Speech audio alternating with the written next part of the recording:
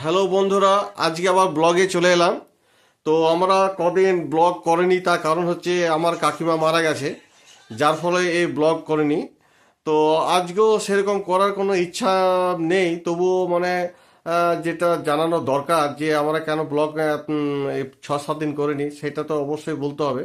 সেই জন্য আজকে একটু ব্লগে এলাম আপনাদের জানাবার জন্য। তো আপনারা এই ব্লগ দেখতে থাকুন। এর আগে আমাদের ঝান্ডাবাদ গ্রামের যে কিছু কিছু মেন জায়গায় কিন্তু আমি আপনাদের দেখিয়েছি পার্ট 1-এ, তারপর পার্ট 2-এ কিন্তু সেটা দেখাবো। তো এখন আমাদের এই যতদিন এই যে পালন চলছে, কাকিমা মারা গেছে, তো এই কাকিমা মারা যাওয়াতে আমাদের একটা পালন চলছে, যার ফলে একটা ব্লগ করতে আমাদের খুবই অসুবিধা হচ্ছে। তো চলুন আমাদের আজকে কি ঘটনা ঘটেছে সেটা আপনাদের সামনে তুলে ধরছি। গতকাল আমাদের তিতো ভাত ছিল, তাই তো? কাল তো তিতো ভাত ছিল। আমাদের তিন দিনের মাথায় তিতো ভাত হয়েছে, তাই তো? 3 দিন মাথায় তিতো ভাত হয়। তো আমরা আজ থেকে একটু মানে ভাত খেতে পাচ্ছি। ঘরে আলু তবে পোস্ত ভাত, তো আমাদের পালন কি কি থাকে গো? এই সেদ্ধ সেদ্ধ খাওয়া আলু পোস্ত ভাত, এগুলা সেদ্ধ তেল ছাড়া, হলুদ ছাড়া। তেল হলুদ ছাড়া। হ্যাঁ। আর রাতে মুড়ি, রমা সিদ্ধ মুড়ি, তো আজকে আজকে মিষ্টি, আজকে এসব আজকে খাওয়া। আজকে দুপুরবেলা আমরা কি খেলাম? ভাত খেলাম হ্যাঁ, আর আলু আলু পোস্ত, পোস্ত। বিট ডাল হ্যাঁ, আর ভাত এইগুলো খেয়েছি আজকে, বিরির সেদ্ধ, ডাল আলু পোস্ত ভাত খেয়েছি, কিন্তু হলুদ ছাড়া। হলুদ ছাড়া, এটা তেল ছাড়া। অনেকে নিয়ম পালে, অনেকে নিয়ম পালে না, কিন্তু আমাদের পূর্বপুরুষদের এই সমস্ত নিয়ম আছে। আজ দুপুরবেলায় কি, রাত্রে কি খাবো? রাতে রুটি খেতে নেই এখন।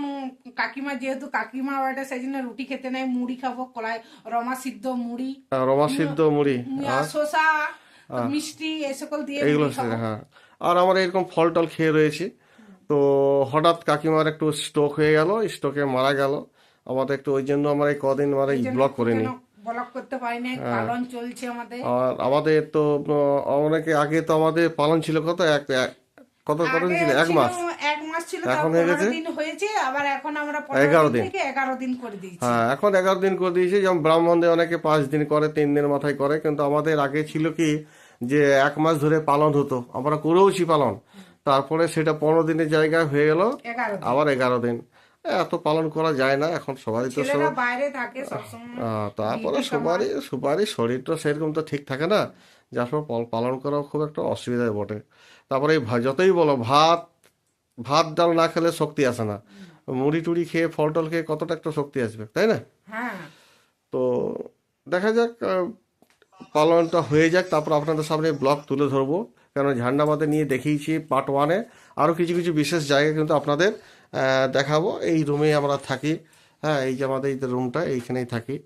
আর আমরা তো ফ্যামিলি মেম্বার বলতে তো আমরা এই দুজনই। আর ছেলে তো বাইরে থাকে, বাইরে কাজ করে, তাই তো? হ্যাঁ, হ্যাঁ। তো যাই হোক, ব্যাপার হচ্ছে যে আজকে ব্লগটা এখানে শেষ করব, কিন্তু এর পর দিনকে মোটামুটি কি নিয়ে ব্লগ করবো সেটা যে আমাদের ঝান্ডাবাদ গ্রামের যে দ্বিতীয় পার্ট। 40-45 বছর আগে যে পরিবর্তনটা ঘটেছে, সেই পরিবর্তনটা কি পরিবর্তন ঘটেছে সেগুলো দেখাবো। আগে 40-45 বছর আগে কি ছিল এবং বর্তমানে এখন কি হতে চলেছে, সেই নিয়ে কিন্তু কি হয়েছে সেইগুলো কিন্তু তুলে ধরবো। আপনারা ব্লগটা দেখতে থাকুন। এই বলে আমি আজকে ব্লগটা শেষ করলাম। আপনারা সকলে ভালো থাকুন। হ্যাঁ, আপনাদের সকলের মঙ্গল হোক। হ্যাঁ, এই কামনা করে ব্লগটা শেষ করলাম। ধন্যবাদ।